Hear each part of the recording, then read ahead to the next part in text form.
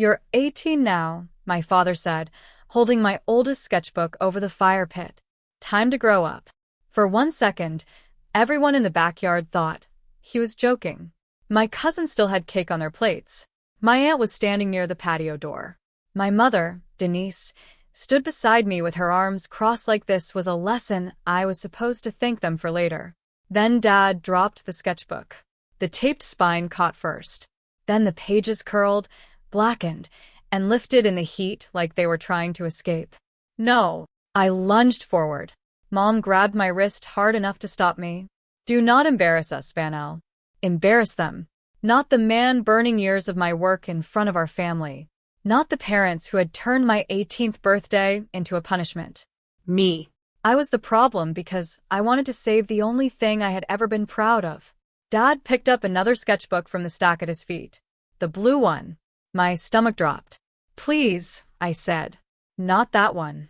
That sketchbook had belonged to my grandmother Maribel. She had given it to me the summer before she died, along with a set of pencils wrapped in a ribbon. She was the only person who never called my drawings a distraction. Dad looked at the cover, then at me. "Your grandmother filled your head with nonsense." And he threw it in. The flames swallowed the corner first. I tried to pull away from my mother, but her grip tightened. Around us, the backyard had gone silent. Nobody was laughing now. That was when I noticed the envelopes. They were on the patio table, half hidden under my mother's purse. My name was printed across the front of one. Vanelle Carter. Another had a law office logo in the corner. Mom saw me looking. Without a word, she slid her purse over them. My father reached for the next sketchbook, but headlights flashed across the fence. A black sedan stopped at the curb. A man in a suit stepped out, carrying a folder. He walked through our open gate like he already knew where to go. His eyes moved from the fire, to my father's hands, to me. Then he said, "Please tell me those weren't Vanelle Carter's originals." Before we continue, drop your city and country in the comments below. And if you enjoy revenge stories like this, don't forget to like, subscribe, and turn on the notification bell so you never miss an update. The smell of burned paper hung in the air so thick I could taste it. I stood between the fire pit and the stranger, my wrists still marked red from where my mother had grabbed me. The blue sketchbook was folding in on itself now, its cover blistering, the ribbon my grandmother had taped inside turning to ash. My father stepped in front of me. "Who are you?" he demanded. "And why are you walking into my backyard?" The man did not raise his voice. "Marcus Bell, estate attorney." That word, estate, made my mother's face change. Not much. Just enough. Her mouth parted, then closed again. Her eyes flicked to the patio table before she looked away. She was not surprised like my father. She was scared. "I need to speak with Vanelle Carter," Mr. Bell said, opening the folder under his arm. "Privately." "No," Dad snapped. "You don't speak to my daughter without me." Mr. Bell looked at me, not him. "Vanelle turned 18 today, correct?" I nodded because my voice would not work. "Then legally, this matter concerns her directly."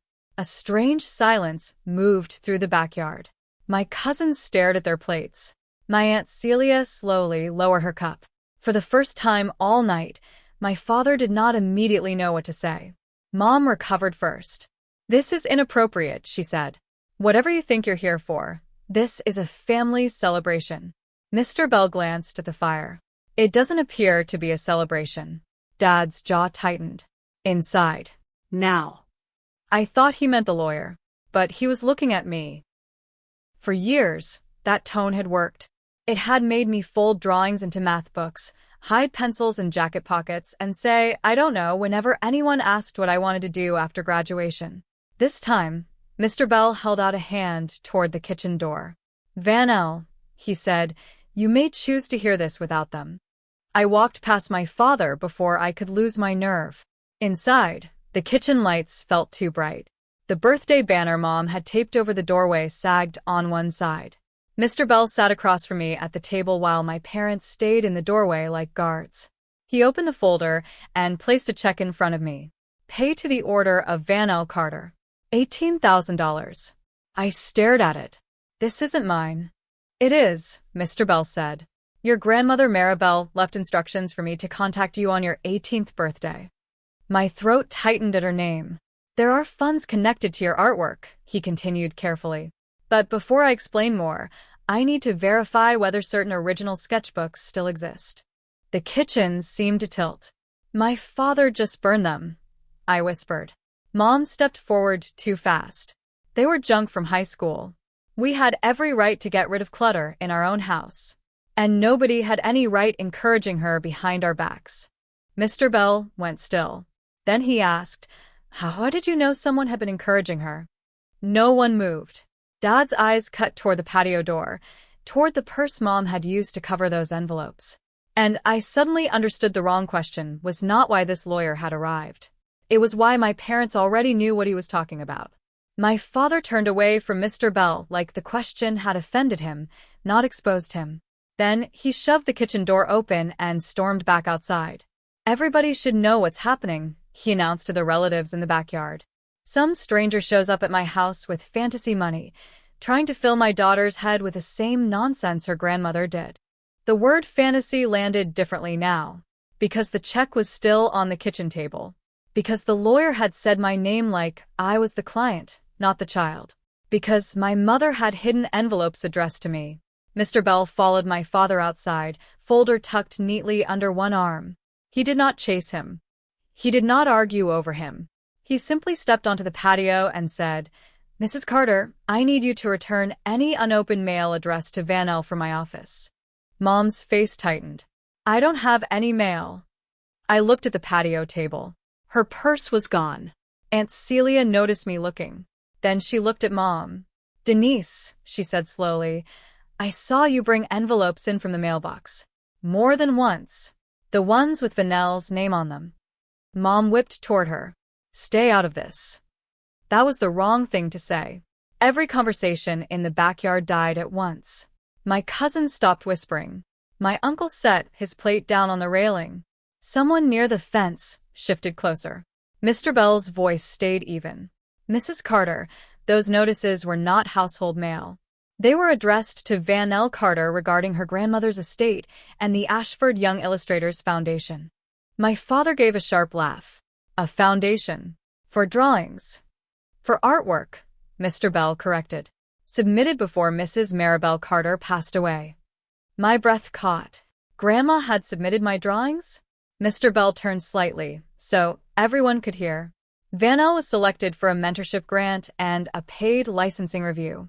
The check she received tonight is not charity. It is a protected disbursement connected to her work and her grandmother's estate plan." The backyard changed after that. Not loudly. Worse. Quietly. Aunt Celia covered her mouth. My cousin Jared lifted his phone like he was checking a message, but the camera was pointed toward the patio. Uncle Martin muttered, "Richard, what did you burn?" Dad heard him. His face darkened. "We raised her. If there's money, it should help this household before it goes to more art supplies." Mr. Bell looked directly at him. "The funds are restricted. Education, supplies, housing, professional development. They are not available for parental expenses." For the first time all night, my father looked less angry than cornered. Mom tried to soften her voice. "Vanelle is young. She doesn't understand how the world works. We were trying to protect her from disappointment." "By burning the work tied to the disbursement?" Mr. Bell asked. No one defended her. Then he looked at me. "Vanelle, do you know where the blue sketchbook is?" My chest went cold. I turned toward the fire pit. The blue cover was still visible near the edge, curled and blackened, but not completely gone. A little of the front remained, the corner with the silver paint mark Grandma had made when she helped me decorate it. "There," I whispered. Mr. Bell stepped closer, and for the first time, his calm expression cracked. That sketchbook contained the original character concepts requested for final verification. The words barely reached me before my father moved. He strode to the fire pit, grabbed the half-burned blue sketchbook with the metal tongs, and shoved it deep into the hottest part of the flames. I lunged before I thought. The heat slapped my face so hard my eyes watered, but I still reached toward the fire pit. All I could see was the blue cover sinking under the flames, the silver paint mark twisting into black. Vanelle. Aunt Celia grabbed me around the waist and pulled me back. You'll burn yourself. I fought her for half a second, then stopped when I saw my father standing there with the tongs in his hand. He wasn't sorry. He looked satisfied. Mr. Bell took out his phone. The small click of the camera cut through the backyard silence. He photographed the fire pit, the ashes, the blackened sketchbook covers, the tongs in my father's hand. Then he turned and took a wider photo of everyone standing around the patio. Dad lowered the tongs. What do you think you're doing? Documenting what happened, Mr. Bell said. This is my property. The fire pit may be, Mr. Bell replied. The materials you destroyed may not have been. Mom's voice rose. You're making this sound criminal. They were drawings. I cannot advise Vanelle against you while standing in your home, Mr. Bell said. But I can document possible interference with estate-related materials and foundation correspondence. Mom went pale at the word correspondence. We never opened anything important, she said quickly. Aunt Celia turned toward the house. Mom noticed. Celia, don't. But Celia was already moving. She disappeared through the kitchen door, while the rest of us stood frozen under the patio lights. My father muttered that everyone had lost their minds. My mother kept rubbing her palms against her skirt like she could wipe away what she had just admitted. Then Celia came back holding Mom's purse. Mom rushed forward. Give me that. Celia held it away from her. If there's nothing in here, why are you scared? Mom grabbed for it anyway. The purse tipped sideways. An envelope slipped out and landed face up on the patio. My name was printed across the front. Vanelle Carter. The seal had already been torn open. Nobody spoke. I bent down and picked it up with fingers that barely felt attached to me. The return address matched the logo I had seen earlier. Mr. Bell's office. Behind it, another folded paper slid halfway from the envelope. I saw the words confirmation deadline and original materials requested. Mr. Bell's expression hardened. Mrs. Carter. Mom shook her head. We were going to tell her. When? Aunt Celia asked. Dad snapped, after she stopped acting like a child. That one sentence made the next discovery feel inevitable. I walked back inside. On the kitchen counter, under a stack of paper plates, was a packet I had never seen before. Business Administration enrollment form. My legal name had already been typed in. My graduation documents were clipped behind it. My father followed me to the doorway. That school has deadlines. We were helping you make the right choice. You were going to submit this? I asked. You need a real future. I looked from the enrollment packet to the burned ash on his shirt sleeve. Mr. Bell stepped beside me. Vanelle, do not sign anything tonight. Not a college form, not a bank form, not a household agreement. Nothing. Dad laughed once, sharp and ugly. Fine. Walk out with him. But if you leave this house, you're cut off. Phone, car rides, money, everything. I almost answered the way I always had. I almost apologized. Instead, Aunt Celia said, she can stay with me. Mom's face crumpled into anger. You are not taking my daughter. She's 18, Celia said. And right now, she needs somewhere safe to sleep. The check was still on the kitchen table. The folder was beside it. The open letters were in my hand. The enrollment packet sat between my parents and me like proof of what they had planned before the fire ever started. I picked up the check first, then the folder, then every envelope with my name on it. Mr. Bell lowered his voice. There may still be enough digital scans from your grandmother's submission to move forward, but the destruction has to be reported.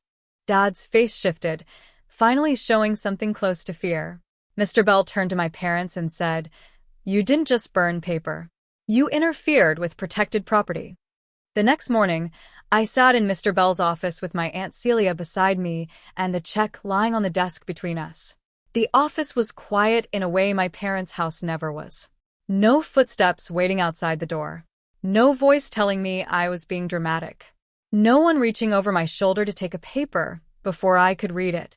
Mr. Bell opened a thick file and turned it toward me. Your grandmother Maribel came to see me 6 months before she passed, he said. She was worried your parents would try to control anything left directly to you. I stared at the first page. It was a scanned drawing from my blue sketchbook. A small fox in a raincoat stood under a crooked umbrella, looking up at a sky full of stars.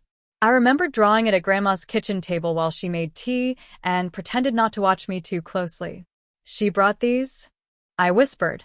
"She brought scans," Mr. Bell said. "She told me you never believed your work mattered because no one at home let you believe it."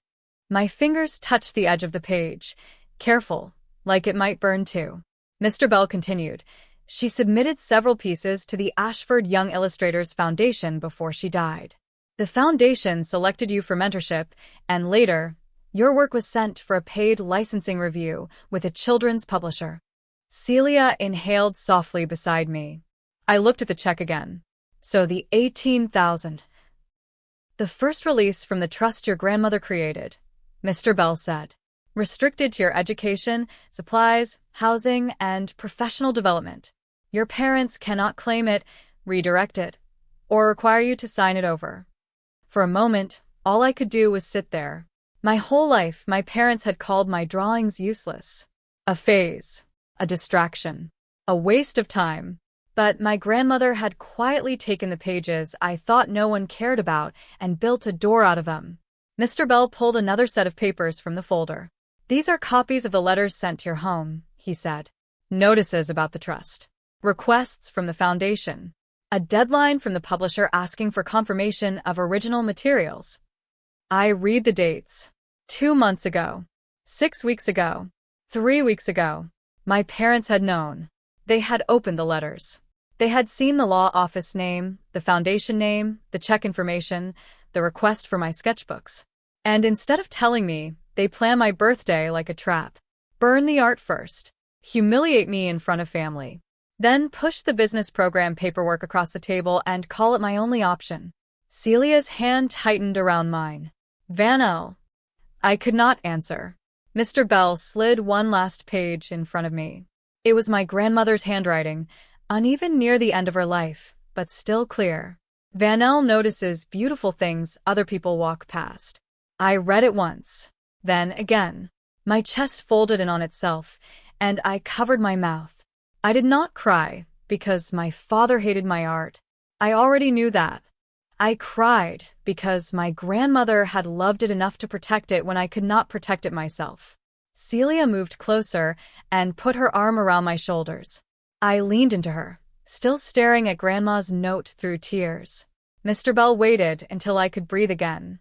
"From this point forward," he said gently, sliding the check toward me, "every signature must be yours alone." That afternoon, he sent formal notices to my parents. They were required to return every piece of mail, every document, every stored drawing, every digital file, and every school record that belonged to me.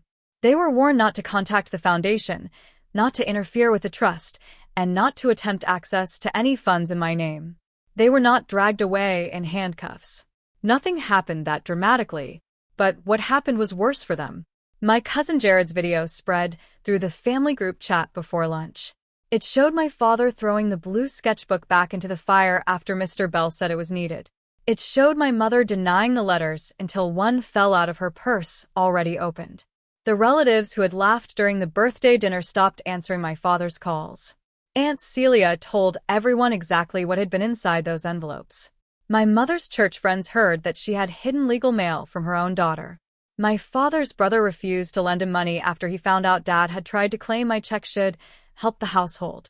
Their image cracked faster than the burning sketchbook covers. They had spent years calling themselves strict, practical parents. Now people saw what that really meant: control, fear, and a plan to keep me dependent before I found out I had options. I moved into Aunt Celia's spare room that same week. It was small, with pale yellow walls and a desk by the window, but it had a door no one opened without knocking. The first night, I placed the check stub in the top drawer, then took it back out because I realized I did not have to hide it. A few days later, I opened a bank account in my own name. Then I signed directly with the foundation. Mr. Bell helped me send what survived: Grandma's scans, a few digital photos from my phone, and 3 original drawings my art teacher had kept after a school display. The blue sketchbook was gone. Most of my early work was gone. But not all of it. And not me. Months later, The publisher approved a smaller first licensing deal based on the restored character portfolio. It was not instant fame. There were no cameras, no giant celebration, no miracle contract that fixed everything overnight. It was better than that. It was real. Real payment. Real credit. My name printed beside my work. A contract I understood before I signed it. A future no one else got to choose for me. My father sent one message after the announcement reached the family. You're choosing strangers over family. I looked at the text for a long time. Then I deleted it without replying. Because strangers had not burned my work. Strangers had not hidden my mail. Strangers had not tried to use my birthday to erase the one thing that made me feel like myself. In my new room, I framed one surviving sketch Grandma had kept with a check stub beneath it. Not because of the money, but because of what it proved. My parents had been wrong. My art had never been useless. Now, every morning, I sit at the desk by the window with clean paper stacked beside me and pencils lined up in a chipped ceramic cup Celia found at a thrift store. When I draw, I do not slide the pages under homework. I do not listen for footsteps. I do not apologize for the hours. The fire destroyed years of originals, but it also exposed the people who wanted me small, silent, and dependent. They burned my artwork to end my future, but all they did was light the first match that showed everyone the truth.